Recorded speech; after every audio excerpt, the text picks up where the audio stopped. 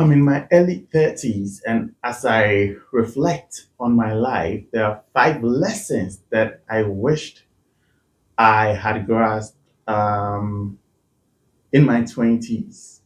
So, hopefully, as I share them with you, your 20s will be a lot smoother.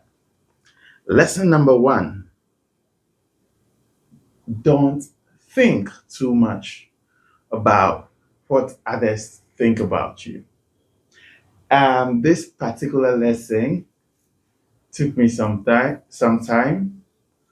Usually, we care so much about what people think about us, what their opinions are about us.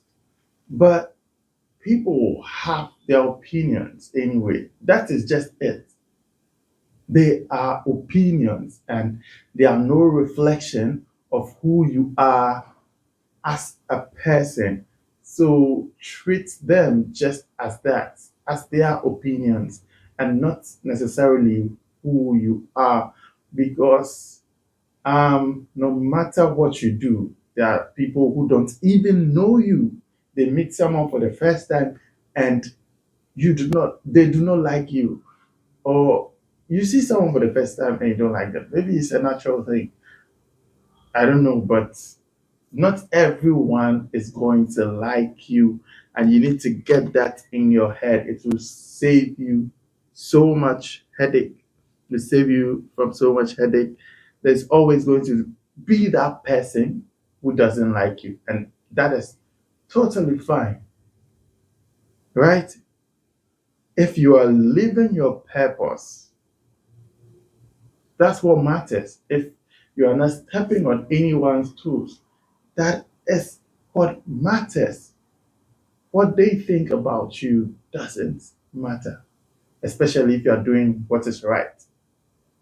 And they think you're, oh, this guy is too knowing. He thinks he knows it all. This, yeah, like the fact that you are confident in yourself and your ability would even be a problem to some people. So don't let others' opinions affect who you are or who you know yourself to be. And that leads me to the next lesson. Number two is that you don't need people's approval. A lot of us fail to act on our dreams simply because others don't approve of it. Think about it. There have been times where things have been burning in you. You want to do something, and I don't know whether we are looking for validation from excuse me, from some people before we go ahead. So, and that validation you're looking for could be maybe from your mom, from a dad, from a parent, someone you hold in high esteem. And the fact that you tell those people what the dream is, what you want to do is, and they do not approve of it, or they don't think in the same line, they don't share the same thoughts, you end up not doing it. But if you think about it, it is not their dream, it is your dream. They might have for them a valid reason or valid reasons why they wouldn't want you to pursue that. Maybe it could be from their personal experience, or they don't want that for you. But you need your own experiences. If they had experienced it before and don't want you to go through the same experience, okay, what did they learn? Right. So what can you do better? How can you circumvent those things that caused them when they pursued that dream or that goal and it didn't work out for them? It doesn't mean that because it didn't work out for them, it won't work out for you. And even if it doesn't work out for you, at least you tried.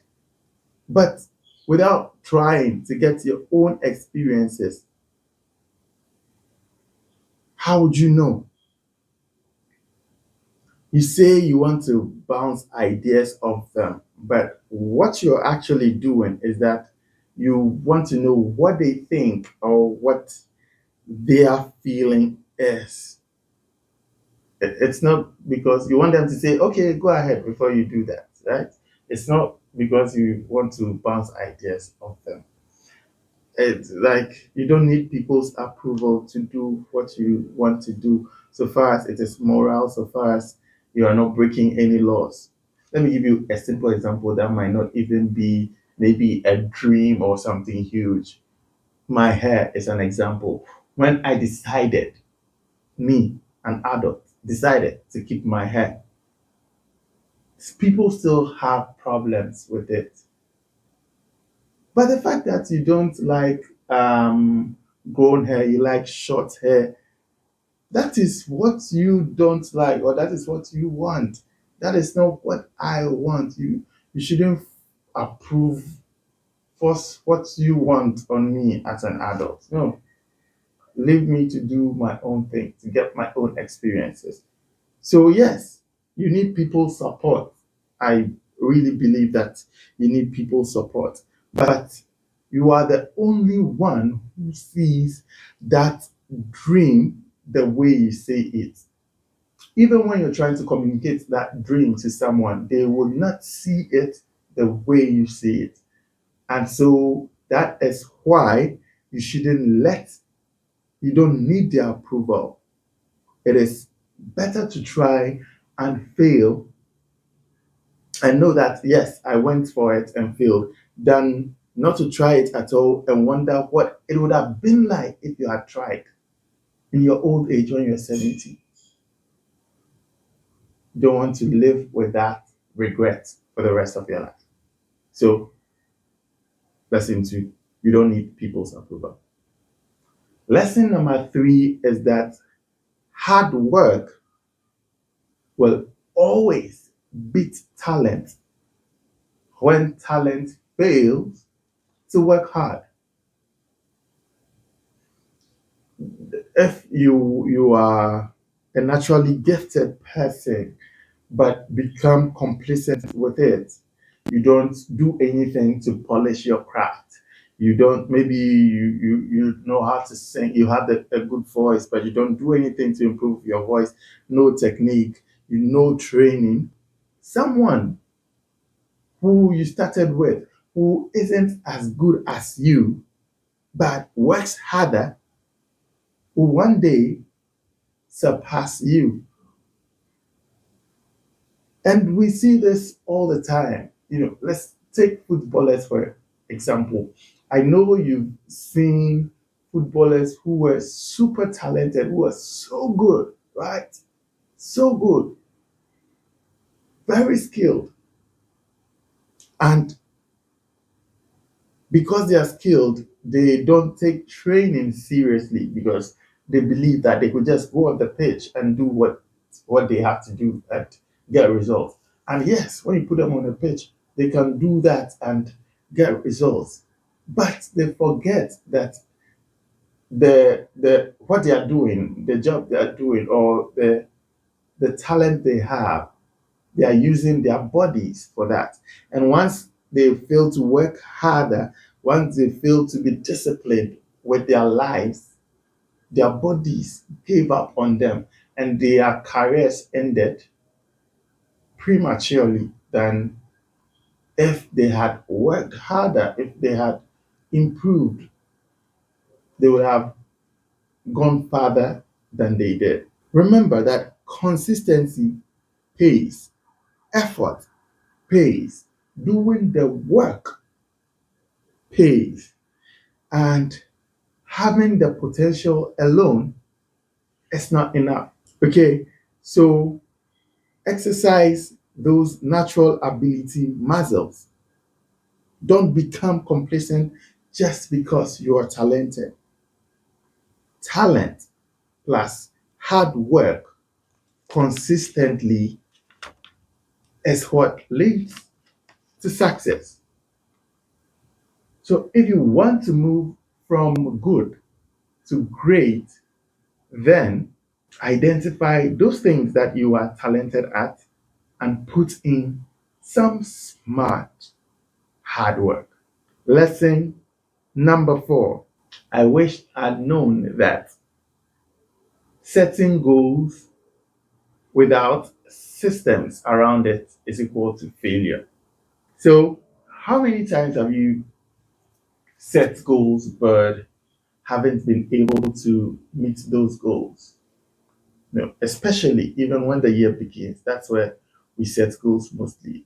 But you realize that somewhere along the line you do not even continue with the steps to meet that goal.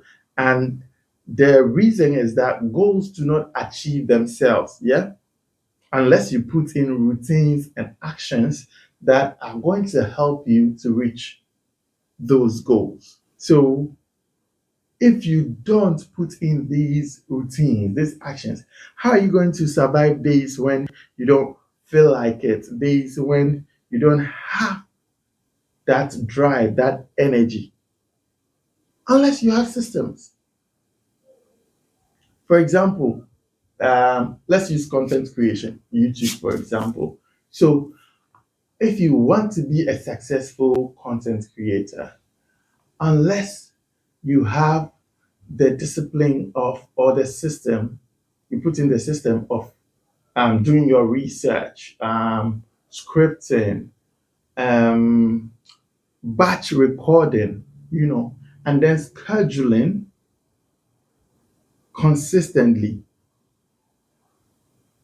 you are not going to meet that consistency you need to be able to grow as a content creator. Because, yes, and those days will come. Days where you simply don't feel like it, but because you have put in those systems, you are able to still show up on whatever platform um, you are using, right? So you need to have these routines in place and stick to them, and then you will succeed. Example, back in school, um, for semesters where I told myself I was going to read my lecture notes every evening. I'll go to the reading room every evening to just read through my lecture notes before I sleep. On semesters where I did that, I scored better grades than semesters where I just left everything untackled, left everything to pile up till it was 1 week to the exam, right? Till it was 1 week to exams. So having systems in place is very important to reaching your set goals. And the last one, lesson number 5, is that the path gets clearer when you start. For many of us, it is so easy to wait and want to have everything figured out before we start out, before we move. And this has kept most of us stuck at one place without action. We want to do something, but because we don't see the end, we don't see it all the way to the end, we end up not even starting. However, like they say, a journey of 1,000 steps or 1,000,000 miles begins with a step, right? So you want there are people who want to know all that the journey will entail before they begin. Every chapter reveals something to you and you figure it out as you go. Yeah. So you don't need the full blueprint, you don't need the whole story before you take the right step. Stop overthinking that idea. If it's something that has been burning within you and you believe that it is valid, go for it. Take that step. You will figure out the next turn or line of action as you go. If you try to know it all before you move, days will turn into weeks, weeks into months, months into years, and you will still be at point zero. You'll still be at point zero. Meanwhile, if you had taken that bold step, you'd have been way ahead by now. That first perfect idea wouldn't even end up being what sometimes wouldn't even end up being the thing you start with. Ask people, for example, maybe you want to sell clothes, right? And then they end up rather maybe selling food because while they were selling clothes along the line, they saw a different opportunity that would work best and they pivoted. So before you won't know all this if you do not start. So don't let fear of the unknown keep you stuck. Don't let even fear of failure stop you because when you fail, you learn and you do things differently the next time. Therefore, my guy, take that step. Just do it, like Nike says. And so these are the 5 lessons that I have learned looking back. And I believe that they resonate with you and they are going to help your 20s become better than mine was. Subscribe to the channel, like, so that we get to as many young men as possible out there. Thanks for watching, and I'll see you in the next video.